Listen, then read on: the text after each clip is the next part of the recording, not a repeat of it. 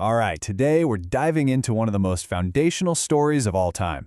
It's all about faith, about promise, and really what it means to follow a call into the great unknown. We're talking about the incredible journey of Abraham, and let me tell you, it all kicks off with a truly staggering command. But first, let me ask you something. Just put yourself in this headspace for a second. What if you were asked to leave everything behind? Your home, your friends, your entire life? And for what? For a destination you know absolutely nothing about. It's a wild thought, right? Well, that exact situation is right at the very heart of the story we're exploring today. Okay, so our story kicks off with this really mysterious call. It's a divine instruction given to a man named Abraham, and it's going to set in motion a journey that, and I'm not exaggerating here, changes everything.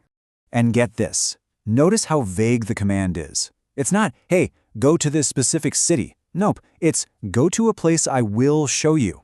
Can you imagine? There's no map, no GPS, no 5-year plan. It's just start walking. I mean, talk about a test of trust right from the very first step.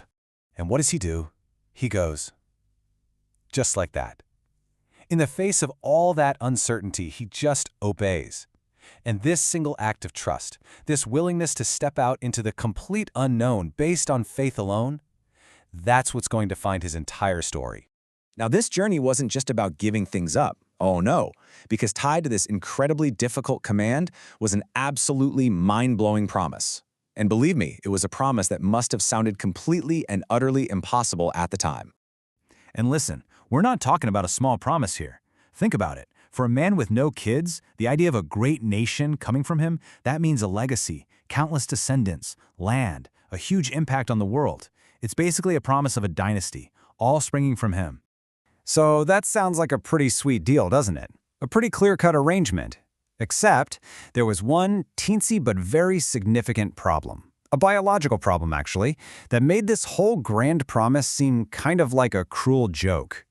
And here's where we see the central conflict just laid bare. On one hand, you've got God promising a future jam-packed with countless descendants. But on the other hand, you've got Abraham and his wife Sarah who are, well, they're old, way past childbearing age, and they have no kids.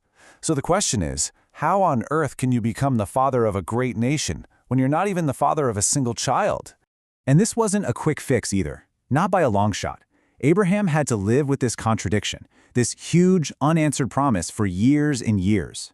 Can you just imagine the doubt that must have started to creep in as he and Sarah just got older and older with absolutely no sign of that promise coming true?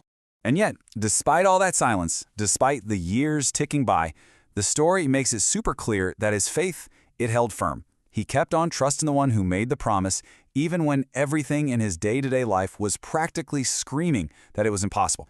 And then, it happened. The breakthrough. Against all odds, against all logic, the promise is fulfilled. Sarah gives birth to a son, Isaac.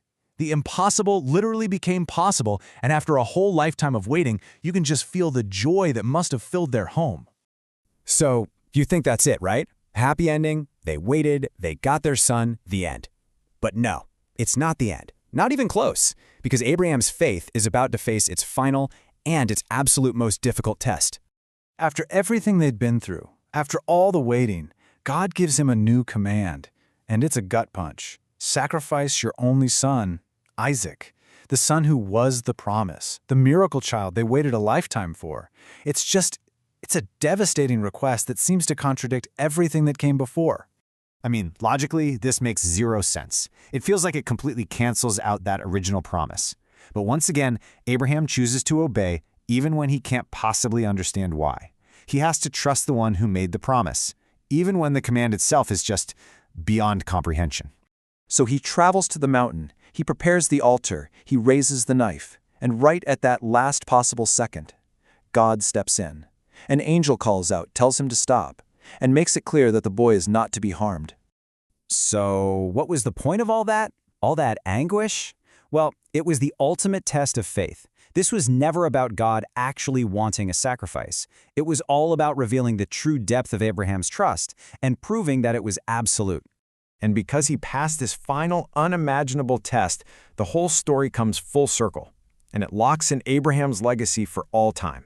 Because his trust was proven to be 100% real, God powerfully reaffirms that original promise.